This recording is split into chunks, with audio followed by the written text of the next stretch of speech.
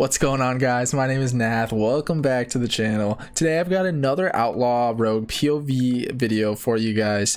We're killing Grong, heroic difficulty. This is the third boss in Alliance for Battle of Dazar'alor. I think it's the second or maybe the fourth if you play Horde. Sorry, not too familiar.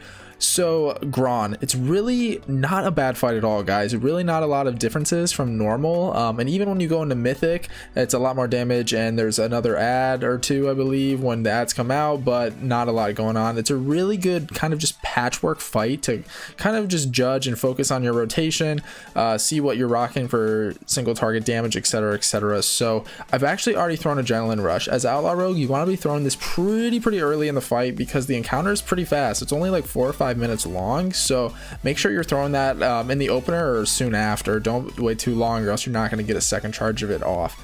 Now here I've already rolled 5 buffs.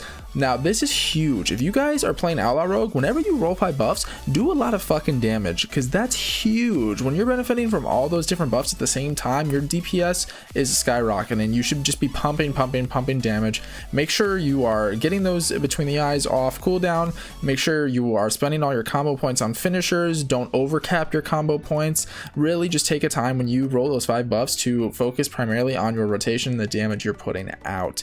Now Grong will spawn these ads periodically throughout the fight. They can go anywhere in the perimeter. As Outlaw Rogue, you have 2 movement speed abilities. You have Sprint, which you'll see, I believe, yep, me pop Sprint here to get to the ad, and you have the Grapple Hook. Now it's really important when you're navigating between these ads to only pop one of the movement abilities to get to the ad and one to get back to Grong. So boom, there I go, I sprinted there and I'm gonna grapple back.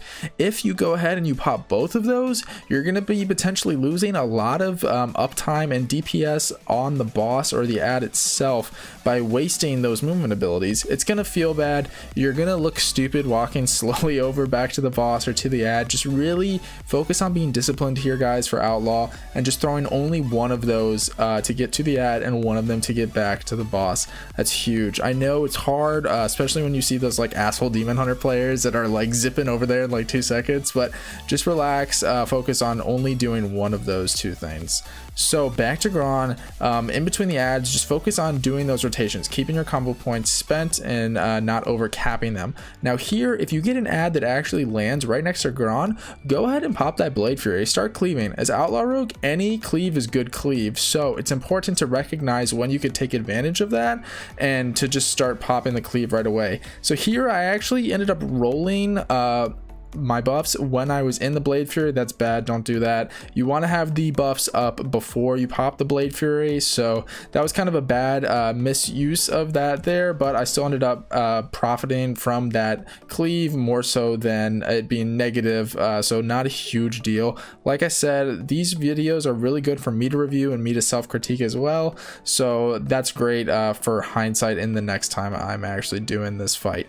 So here we're just focusing on getting Grong down. He's already subbed like 30% HP, so like I said, really fast fight. I believe he will throw one more set of ads before we kill him, and I should be focusing on the position of it. Yep, there it is. It gets summoned. I'm looking around.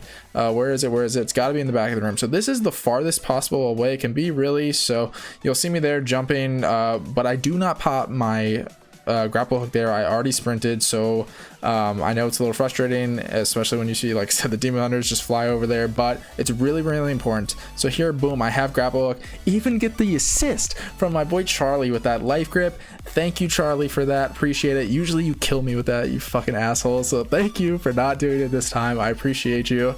So we're already back on the boss here. Like I said, guys, focus on keeping that between the eyes off cooldown. Focus on not over capping combo points.